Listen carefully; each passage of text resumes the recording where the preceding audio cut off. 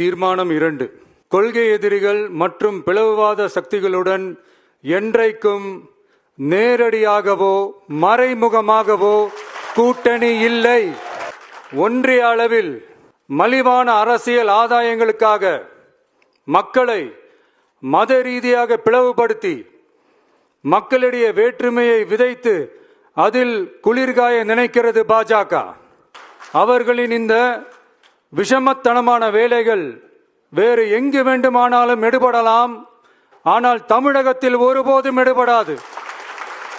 சமூக நீதியும் நல்லிணக்கமும் சகோதரத்துவமும் சமத்துவமும் ஆழமாய் வேரூன்றிய மண் இந்த தமிழ்நாட்டு மண்.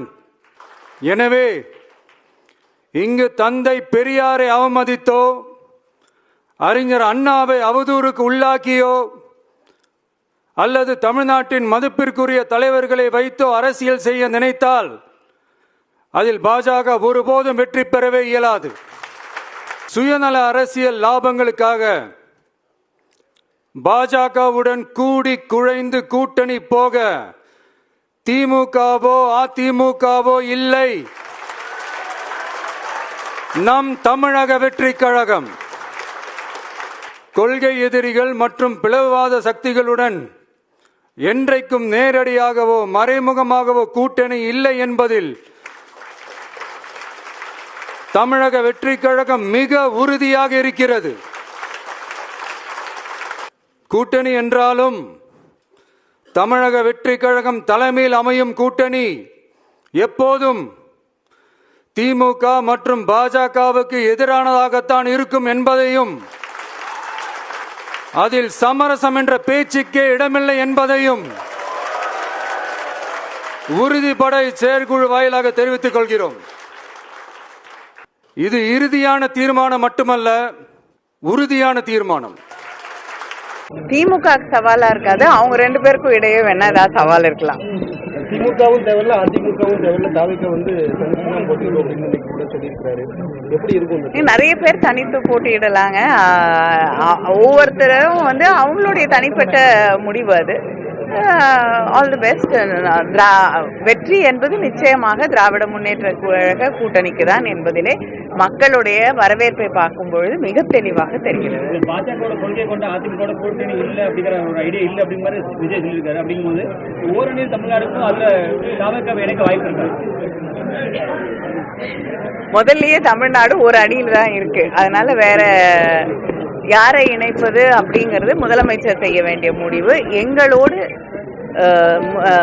நம்முடைய முதலமைச்சரை ஏற்றுக்கொண்டு வரக்கூடிய யாராக இருந்தாலும் நம்மோடு இணைந்து பணியாற்றும். விஜய் வந்து பாஜகவோடு கூட்டணி சேருவார்னு எதிர்பார்த்தாங்க, ஆனா அவர் தெளிவா இன்னைக்கு சொல்லியிருக்கிறாரு. அவருடைய ஸ்டாண்டை எப்படி பாக்குறீங்க? பாஜக கூட எந்த காலத்திலும் மதவாத கொள்கையினுடைய கூட்டணி கிடையாதுங்கிற ஸ்டாண்டை தெளிவாக்கி இருக்கிறாரு. அதை எப்படி பாக்குறீங்க? சில பேர் வந்து அதனால வந்து கொஞ்சம் அதிர்ச்சிக்கு ஆளாகி இருக்கலாம். ஆனால்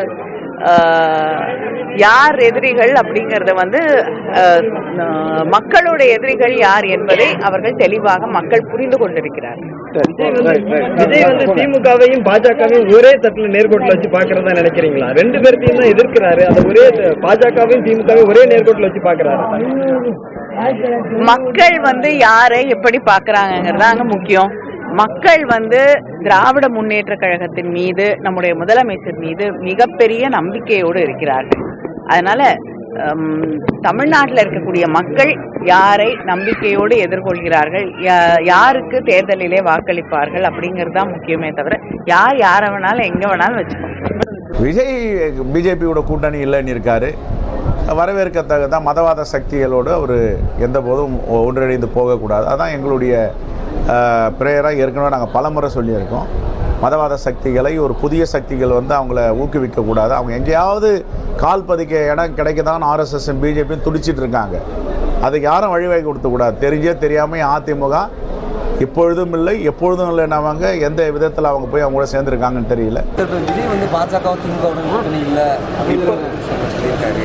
ஆனால் சார் நீங்கள் புதிய கட்சிகள் கூட்டணிக்கு வரும்னு நீங்கள் சொல்லிட்டு இருந்தீங்க இல்லையா? இப்போ அவர் வந்து தாவேக்காத தலைமையில தான் கூட்டணி அப்படின்னு சொல்லிட்டாரு. இன்னொன்று பாஜக கூட ஒருபோதும் கூட்டணி கிடையாது அப்படிங்கிற ஒரு தீர்மானத்தையும் ஒரு நிறைவேற்றிருக்காங்க. இப்போ தமிழக முதலமைச்சர் ஓரணியில் தமிழ்நாடு அப்படிங்கிற ஒரு ஏதோ ஒரு ஸ்கீம் ஆரம்பிச்சிருக்காங்க.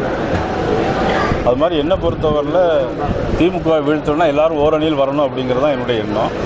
வருவது வராது அவர்களுடைய சொந்த விருப்பங்கள்.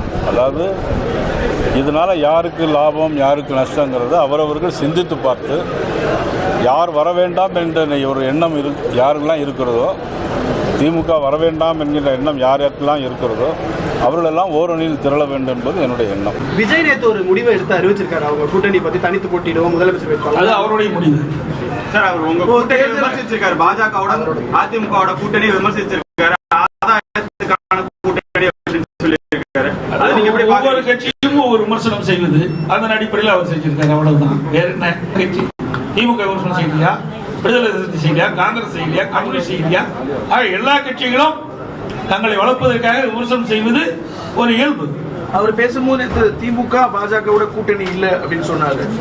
அதிமுக கூட்டணி இல்ல நேரடியா நானும் சொல்றேன், அவர்கள் தான் இந்த கேள்வி கேட்கணும். எங்களிடத்தில் எங்களுக்கு உட்பட்ட கேள்வி கேட்டீங்களா, அதுக்கு பதில் கிடைக்கும்.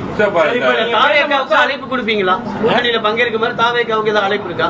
அதாவது மக்கள் விரோத திமுக ஆட்சியை அகற்ற வேண்டும், அதில் ஒத்த கருத்துடைய கட்சிகள் இணைந்து தேர்தலிலே கூட்டணி அமைத்து போட்டியிட வேண்டும் என்பதுதான் எங்களுடைய நோக்கம்.